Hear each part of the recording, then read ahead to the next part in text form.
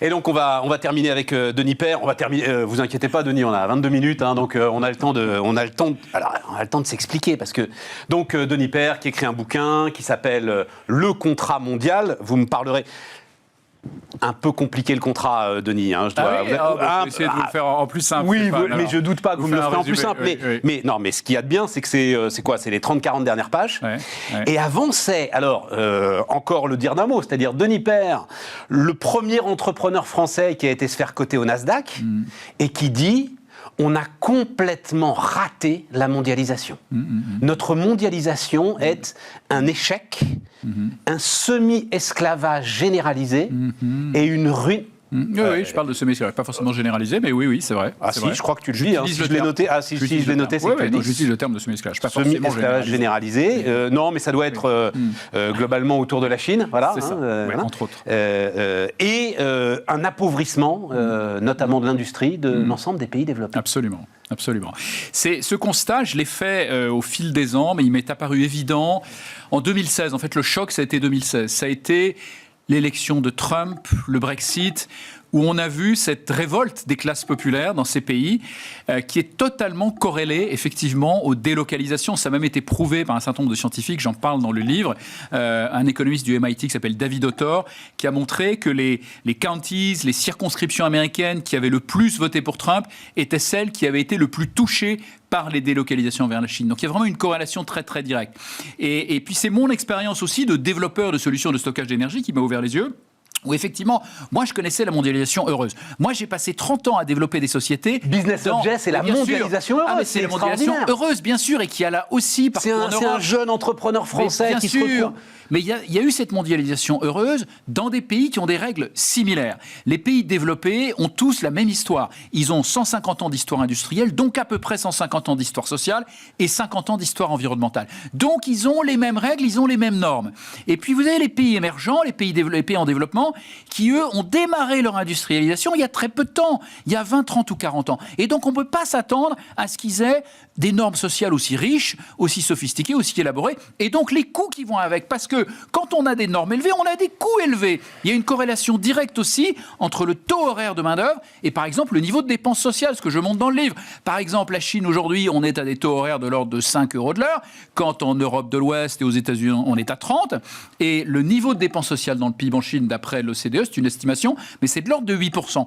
Le niveau de dépenses sociales en Europe de l'Ouest, c'est 26%. Aux États-Unis, c'est 30%. La France, c'est le record du monde, c'est 31,5%. Donc, on a une corrélation très directe entre des normes sociales qui sont très ambitieuses, des coûts qui sont élevés, parce que qui dit normes sociales dit protection sociale, dit retraite, etc. Donc des coûts qui sont élevés. Et dans les pays émergents, c'est normal, ils démarrent leur industrialisation, et donc ils ont des normes sociales qui sont beaucoup plus réduites, et donc des coûts plus faibles. Et donc pourquoi c'est un problème? Parce que quand vous organisez une Coupe du Monde de foot entre des pays qui ont des règles extrêmement strictes et des pays qui ont des règles qui n'ont pas de règles, ou très peu, et que... Ceux qui n'ont pas de règles gagnent la Coupe du Monde de foot. Exactement. Mais Denis, ça exactement. Le péril jaune, oui. C'est un texte, alors je voulais te l'amener, je ne te l'ai pas amené, qui date de 1905. Oui. En 1905, déjà, tu as le Denis Père de l'époque qui écrit « L'ouvrier à 1 sou tuera l'ouvrier à 1 franc ». Mais moi, je crois que le sujet n'est pas là. Le sujet, si tu dis corrélé aux délocalisations, c'est que rien n'est venu le remplacer, en fait. C'est qu'on a nous-mêmes arrêté d'innover, finalement, pour continuer cette course au progrès que l'on... On n'a pas arrêté d'innover, Stéphane. Simplement, c'est très compliqué. Moi, je le vis tous les jours. Un exemple très concret. Moi, je développe des solutions de stockage d'énergie à base de pompage-turbinage. Donc, c'est des gros chantiers de génie civil. On crée des bassins d'eau, on pose des conduites forcées, etc. Donc, nous, on a des employés qui sont aux normes sociales occidentales. On doit respecter aussi les normes environnementales. On doit, par exemple, détourner une conduite forcée en Martinique pour pas impacter des orioles, qui est une espèce protégée quand ils viennent nidifier. Et c'est très bien. J'ai le nom de la nature dans le nom de ma société. En face de moi, Nature and People First. En face de moi, j'ai des gens qui peuvent faire ce qu'ils veulent. Et donc, c'est une concurrence qui est totalement déloyale. Je suis un ancien membre de l'autorité de la concurrence. J'ai été habitué à évaluer des situations de concurrence. Ça s'appelle de la concurrence totalement déloyale. Pourquoi? Parce que... Et tu dis quoi? Il y a eu une fracture quand? Tu dis 2016, mais il y a eu une fracture quand? Non, la fracture, alors, je la raconte dans le livre parce que c'est très intéressant, effectivement, et c'est historique. La fracture, elle date en fait du choc d'excellence japonais des années 80. Moi, j'étais jeune employé dans une boîte de semi-conducteurs aux États-Unis à cette époque, et j'ai vu les Japonais arriver avec des technologies, avec des mémoires qui coûtaient pas cher. Et ça venait de quoi? Ça tenait à quoi? Ça tenait à des méthodes managériales exceptionnelles qui avaient été enseignées d'ailleurs par les consultants américains au lendemain de la guerre. C'était les cercles de qualité, c'était le Kanban, le just-in-time, etc. Denis. Je termine. Non, restons sur Jack. Tu t'en souviens de Jacques Calvet? Pardon, pour ceux qui n'ont pas 50 ans. Jacques Calvet, il disait exactement ce que tu dis là. Il nous faut des barrières, l'automobile japonaise va nous submerger. Et qu'est-ce qui s'est passé? On a la révolution automobile allemande. C'est bien l'innovation qui te fait sortir de ça, pas des barrières. Oui, mais bien sûr. Et donc, qu'est-ce qui s'est passé? Je termine sur l'exemple japonais. Parce qu'effectivement, les Allemands ont choisi cette voie-là. Et c'est remarquable. Mais c'est pas ce qu'ont fait les Américains. Qu'ont fait les Américains à ce moment-là? Ils ont essayé de mettre en œuvre effectivement les méthodes japonaises. Et puis, ils y sont pas suffisamment arrivés. Et donc, à un moment donné, les Américains, on les connaît bien. Moi, je les connais bien. Je les fréquente depuis très longtemps. Ils aiment bien les solutions rapides et faciles. Donc, qu'est-ce qu'ils ont fait? Ils ont dit, on va arrêter d'essayer de se battre, d'essayer de devenir japonais. Le choc, ça a été quand Toyota a ouvert des usines aux États-Unis et a réussi à sortir des voitures beaucoup moins chères avec des ouvriers américains, avec le contexte législatif et fiscal américain. Ils sortaient des voitures qui étaient beaucoup moins chères. Donc, les Américains ont dit, non, on n'y arrivera pas. On n'y arrivera pas. Parce qu'effectivement, la bonne réponse, c'était de lutter sur l'excellence. Donc, qu'est-ce qu'ils ont fait? Ils ont dit, on va aller chercher, pour baisser les coûts, on va aller chercher de la main-d'œuvre pas chère au Mexique. Et ils ont fait le NAFTA. Donc, là, les multinationales américaines... Voilà, c'est ta grande théorie. C'est les multinationales américaines pas une grande théorie, ont embrouillé, les responsables politiques en leur disant, on n'a pas le choix, il faut qu'on délocalise. C'est documenté, c'est historique, c'est de l'histoire aujourd'hui. J'en parle dans le livre, tout est archi-documenté. Ah oui, mais c'est passionnant. C'est une histoire absolument passionnante. Et donc, les multinationales américaines, effectivement, ont monté un groupe qui s'appelle USA NAFTA, avec des captains dans chaque État. Donc, dans le Massachusetts, il y avait GE parce que c'était leur État, etc. Et ils sont allés convaincre, effectivement, les politiques que la solution, le futur de l'industrie, c'était d'aller chercher de la main-d'œuvre pas chère au Mexique. Et ça a été compliqué. Les syndicats, évidemment, se sont battus. Les syndicats américains, ils avaient un peu de mal parce qu'ils n'étaient pas très crédibles. Il y avait eu des problèmes de corruption. Et puis, ils n'avaient pas les mêmes moyens. Ils étaient face à un rouleau compresseur, effectivement, du lobbying des multinationales américaines, qui ont convaincu d'abord les républicains. C'était George Bush père. Ça a été repris par Clinton, qui s'est laissé convaincre que c'était une très bonne idée. Il semble que Clinton, en fait, ce qu'il voulait, c'était freiner l'immigration. Il se disait, les Mexicains vont se développer, ils vont avoir des salaires plus élevés, donc on aura moins d'immigration. C'était ça le rationnel. Et c'était pas idiot, sauf que c'est pas du tout... c'est un sujet dont on va parler, mais sauf que c'est... Alors, malheureusement, pas du tout ce qui s'est passé, parce que les salaires au Mexique sont restés extrêmement bas, pour des questions souvent de corruption, de syndicats, etc.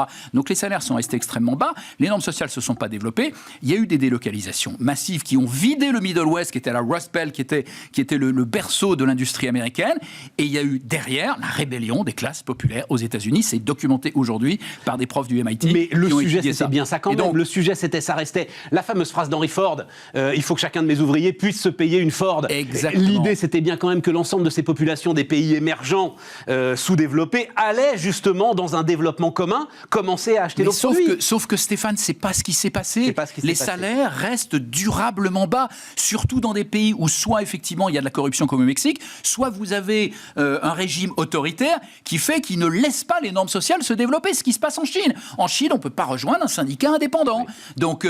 Donc les ouvriers, ils acceptent les conditions qui ne sont pas terribles. Ils ont des salaires qui ne sont pas toujours payés et les recours sont misérables. Ils doivent commencer par payer 2 mois de salaire pour aller au prud'homme et ça n'aboutit que dans 30% des cas, etc., etc. Il y a de très nombreuses histoires dans le livre. Tout ça est archi documenté.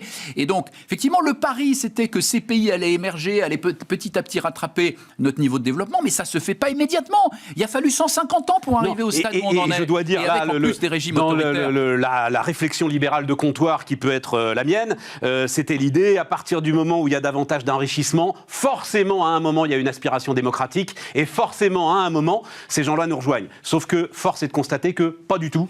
Alors voilà, ça peut être le cas. En même temps, ça peut être le cas, mais les grandes villes chinoises aujourd'hui ont le niveau de vie des grandes villes européennes. On ne sent pas, mis à part à Hong Kong, on ne sent pas de printemps chinois.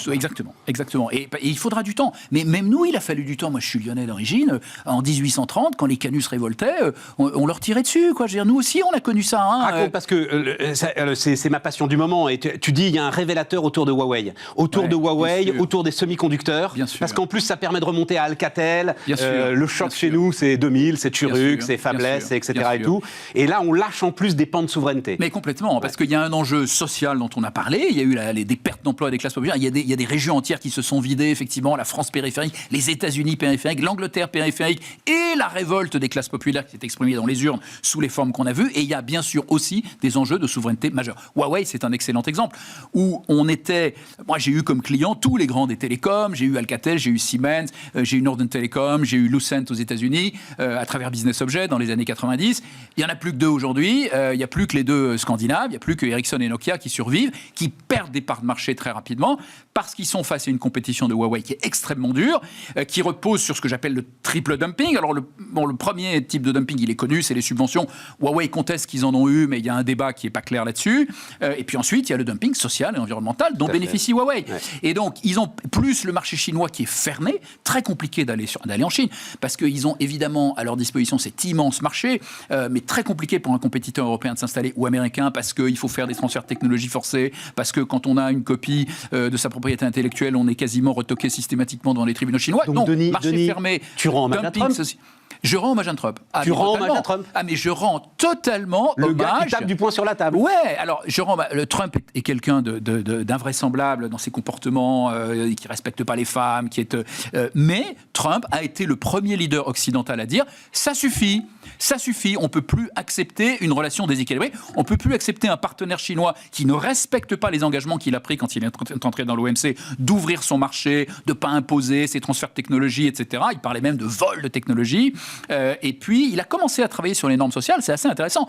Il a amené un triplement des salaires dans l'automobile mexicaine, ça on ne le sait pas forcément. Il a fait rajouter dans tous les accords de libre-échange américains un addendum. Il y avait déjà une petite annexe qu'avait mis Clinton pour essayer de calmer les syndicats, mais il n'y avait aucun engagement, les gens faisaient ce qu'ils voulaient, les pays faisaient ce qu'ils voulaient. Là, il a rajouté une annexe avec des engagements très précis de respect des 4 piliers de l'OIT, interdiction du travail des enfants, interdiction du travail forcé, liberté syndicale, etc., avec des sanctions financières à la clé. Ce qu'on essaye de faire, nous, dans notre accord d'investissement avec les Chinois, le tout dernier. Timidement, mais très timidement, on est très loin de ce que je propose. Mais parce que, quand même, alors, c'est ça qui est difficile dans l'histoire, et après on va aller sur ton contrat, je te rassure, mais c'est ça qui est difficile dans l'histoire, c'est que nous, en fait, vu de France ou vu des États-Unis, cette relation, elle est effectivement complètement déséquilibrée, et on a l'impression d'avoir tout perdu.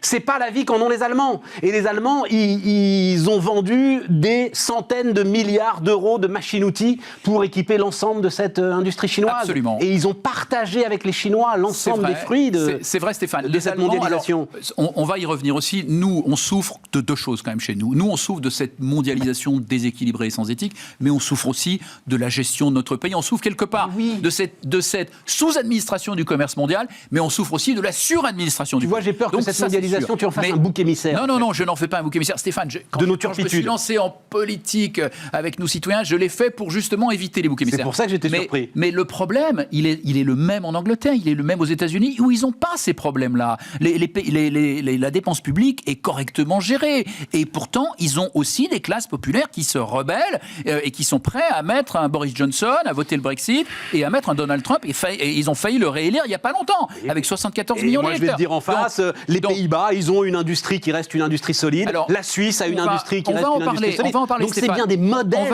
On va en parler, Stéphane. On va en parler. L'Allemagne, les pays germanophones et scandinaves ont pour l'instant réussi à préserver un niveau d'industrie qui est correct. Mais les Allemands sont en train de se réveiller actuellement. Le réveil allemand, ça a été l'acquisition de KUKA AG il y a 2 ans. Par KUKA AG, c'est une entreprise qui fait des robots avec des mains articulées, magnifiques. Expert de la robotique industrielle. Expert de la robotique industrielle, qui était une vedette qu'allait visiter Angela Merkel dans tous les salons. Et tout d'un coup, acquisition de KUKA AG par un acteur chinois. Donc là, ils ont compris qu'effectivement, leur marché traditionnel de la machine-outil, mais aussi de l'automobile, est en train d'être touché de plein fouet par la Chine. Ils ont vu les experts du véhicule électrique allemand de BMW, 2 ingénieurs allemands, aller créer leur start-up, leur Tesla, elle ne s'appelle pas comme ça, mais aller le créer en Chine. Donc, ils ont vu que tout d'un coup, effectivement, ils allaient être face à une concurrence qui était extrêmement sérieuse. Ils sont en train de voir arriver des véhicules électriques chinois qui sont 30 à 40% moins chers. Pourquoi ils sont 30 à 40% moins chers? Pour une seule raison. Parce que l'ouvrier chinois, il est payé 5 € de l'heure, quand l'ouvrier allemand, il est payé 30 € de l'heure. Quand il y a 50% de main-d'œuvre dans la fabrication d'une automobile, ce qui est encore le cas aujourd'hui, bien que ce soit extrêmement robotisé grâce à KUKA, eh bien, il y a tout de suite un avantage concurrentiel de 30 à 40% en faveur du fabricant chinois. Et ça peut plus continuer. Parce que les conséquences conséquences, outre les conséquences sociales, les conséquences stratégiques sont colossales. On n'a pas fini sur Huawei. Je termine rapidement. Vas-y, parce que les panneaux photovoltaïques m'intéressent beaucoup. Mais bien sûr aussi, sur Huawei, qu'est-ce qui se passe? On a une situation où effectivement Huawei devient dominant et on voit le gouvernement américain, on a vu quand même quelque chose d'invraisemblable qu'on n'avait jamais vu dans l'histoire économique récente, le gouvernement américain se dire comment est-ce que je peux faire pour que ces entreprises européennes, Nokia, Ericsson, soient plus compétitives par rapport à leurs concurrents chinois? Les Américains se posent les bonnes questions, se sont posés les bonnes questions. Pourquoi? Parce qu'ils ont peur de quoi? Ils n'ont pas juste peur de l'espionnage, parce qu'ils espionnent, tout le monde s'espionne évidemment. Ils ont peur que toutes ces antennes télécoms qui sont au cœur des réseaux 5G, donc du pilotage des voitures autonomes, donc du pilotage d'un certain nombre d'opérations chirurgicales, que du jour au lendemain, par une backdoor, on puisse dire vous n'êtes pas d'accord avec la politique de la Chine à Taïwan, par exemple. Je ne sais pas si vous avez vu, mais là, il y a eu des vols sur Taïwan tous les jours là, de la Chine.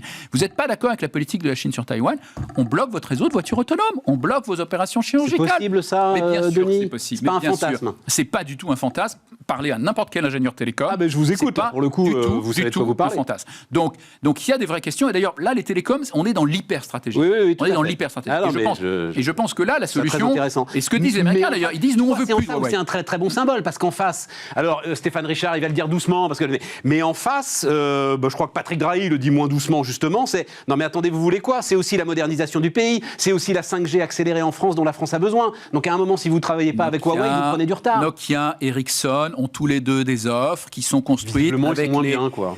Ils sont moins bien parce que c'est vachement dur de concurrencer les Chinois quand ils ont... Parce que c'est vrai aussi dans la R&D. Accepter un peu de dégradation. Non, parce que moi, je pense qu'il n'y aura pas de dégradation le jour où la concurrence sera level playing field. Mais en attendant, il faut accepter peut-être de dégrader un tout petit peu, nous, l'ensemble de nos produits. Il faut accepter de pour payer, rétablir cet équilibre. Il ne faut pas forcément dégrader, parce que la concurrence, en l'occurrence, elle s'exerce aussi sur la R&D. Ce que dit très bien Turuk, que je cite dans mon bouquin, il disait, moi, quand je recrute un ingénieur allemand ou un ingénieur français, je recrute 3 ingénieurs en Chine pour le même prix. Et c'est toujours le cas. Donc la R&D de Huawei, elle est boostée aussi par cet avantage concurrentiel du très faible coût de la main-d'œuvre qui est lié à la faiblesse également des normes sociales chinoises. Donc ça va très très loin. La fabrication de batteries, on n'aura pas le temps, les panneaux. Un concentré des travers de la mondialisation actuelle. Bien sûr. Ça commence au Congo, en RDC, avec des gamins qui travaillent dans les mines pour 25 centimes d'euros de l'heure, sans gants, sans masque, sans casque, des mines qui s'effondrent, on ne va pas les chercher. Les adultes, c'est pareil. Ensuite, ça continue en Chine. 80% du cobalt est raffiné en Chine, avec des normes sociales qui sont un peu meilleures, mais pas bien meilleures. Donc, sur toute la ligne, effectivement, on a un process qui est pas du tout conforme à nos normes. Mais on est au cœur de nos contradictions parce qu'il faudrait... Ces fameuses terres rares, en fait, elles ne le sont pas. Il suffirait qu'on rouvre nous-mêmes quelques mines. Tu dis que les Américains y réfléchissent. Absolument. Alors, le cobalt n'est pas une terre rare, mais c'est pas très grave. C'est un matériau rare. Il y en a d'autres. Mais il y en a d'autres. Voilà. Non, mais sur les terres rares, c'est un vrai sujet. Il y a 17 composants qui ne sont pas si rares, d'ailleurs.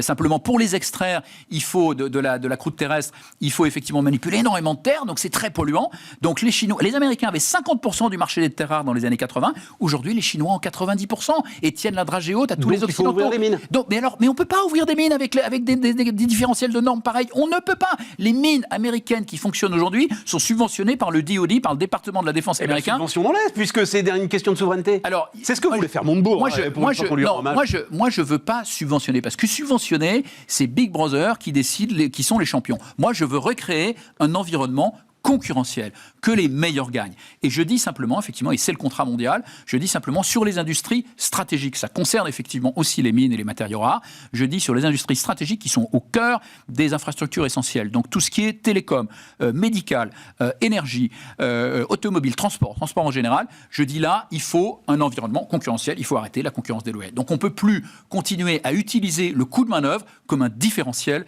dans la concurrence. Et donc comment ça veut dire alors, quand on a 5 € de main-d'œuvre en Chine pour fabriquer une voiture électrique, et quand on a 30 € en Occident, eh bien, le véhicule chinois, il va rentrer en recalculant le coût de la main-d'œuvre et en le ramenant à 30 €. Tout simplement. Level playing field, que le meilleur gagne. Et ça, uniquement. Et alors, après, ce que je dis, c'est la compensation, parce que je parle de compensation plutôt que de taxe, je dis cette compensation sociale. Oui, parce que c'est pas une taxe. de parler taxe.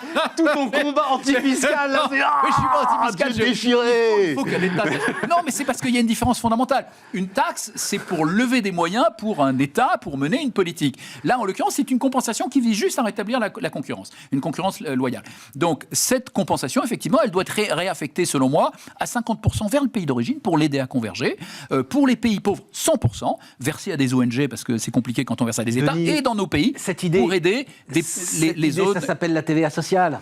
Ça s'appelle la TVA sociale et ça s'appelle la taxe carbone aux frontières. Oui, si on la prend taxe les normes, carbone, si on prend les normes environnementales. la taxe carbone aux frontières, effectivement, c'est une très bonne idée. Ou la TVA sociale, on peut l'appeler comme ça si on veut aussi. Mais ça doit s'appliquer à une vaste zone de libre-échange. Ça ne peut pas être une réponse nationale, même pas, je pense, une réponse européenne. Ah, de toute façon, tu n'y arrives pas. Enfin, tous ceux qui ont essayé n'y arrivent pas. Voilà, mais il faut une réponse à l'échelle des pays développés qui ont des environnements, des normes sociales et environnementales qui sont similaires et qui veulent organiser un vaste marché où la concurrence s'exerce, où l'excellence s'exprime, où Nokia se bat contre Ericsson, mais avec les mêmes règles, avec les mêmes armes et pas de façon déséquilibrée comme c'est le cas aujourd'hui avec des compétitions. Bon, alors, je le dis d'un mot pour ceux qui auront envie de... Mais ce que tu résumes, et alors merci d'ailleurs, effectivement, de manière très très simple, c'est beaucoup plus élaboré que ça, oui, voilà, beaucoup plus détaillé, c'est un vrai job, il y en a pour 30 pages. Mais alors, juste, il nous reste 2 minutes, ça veut dire, finalement, le déclic sur tout ça, qui est évidemment passionnant, c'est peut-être la crise démocratique que traversent aujourd'hui nos sociétés développées qui va à un moment faire que... Parce qu'il faudrait que les dirigeants arrivent à se rassembler là-dessus, ils n'y arrivent pas. Moi, je pense qu'ils vont y arriver, Stéphane, ils vont être obligés. Regarde ce qui se passe, par exemple, avec la Chine. Trump essaye de se battre tout seul. Dit, c'est inadmissible, il faut arrêter, ils nous piquent nos technologies, ils n'ont pas les mêmes normes, etc. Il arrive à pas grand-chose. Biden arrive. Biden dit, en fait, Trump, là-dessus, il avait raison. Il ne le dit pas comme ça, mais c'est tout comme. Mais enfin, c'est tout comme. Il l'accepte. Et il dit, maintenant, moi, je veux une alliance des démocraties sur ce sujet-là. Il faut qu'on se rassemble. Nous, les démocraties qui avons les mêmes valeurs, on doit se rassembler autour de ces idées. Alors, il ne va pas aussi loin que ce que je propose pour l'instant. C'est dommage, il va peut-être y venir. Pour l'instant, il demande juste à la Chine de respecter ses engagements pris quand ils ont rejoint l'OMC. Et il veut simplement rassembler les démocraties autour de ça. Je pense que l'étape d'après, c'est le contrat mondial. C'est de dire, maintenant, on va aussi parler de normes sociales et environnementales. Mais alors, tu as des passages passionnants sur Ricardo, alors on va pas rentrer là-dedans, mais c'est très très intéressant. Il aurait fallu que j'invite Jean-Marc Daniel pour en parler avec toi. Voilà, le fan absolu de Ricardo. Mais on est d'accord, c'est le libre-échange. Le libre-échange qui est au cœur de la paix mondiale, qui est au cœur du développement des hommes. Stéphane, le libre-échange, je suis un fan absolu du libre-échange. Bon, voilà. Je suis un fan absolu du libre-échange quand les règles du jeu sont les mêmes pour tous. Quand on organise une Coupe du Monde de foot avec des règles différentes pour chacun des joueurs, là, je suis plus d'accord. Et par contre, je suis d'accord pour continuer à commercer avec ces pays. Il le faut pour la stabilité du monde, pour la paix du monde, pour le développement des pays émergents. Bien sûr qu'il faut continuer à les aider. Bien sûr qu'il faut continuer à commercer avec eux. On en a besoin. On a besoin aussi pour la prospérité de nos industries. Donc c'est ce que je propose dans le contrat mondial. Voilà, c'est écrit en toutes lettres, le monde développé ne peut pas se contenter de se barricader. Absolument. Voilà. Absolument. Merci de l'avoir noté. Denis Père était notre dernier invité sur Bismart.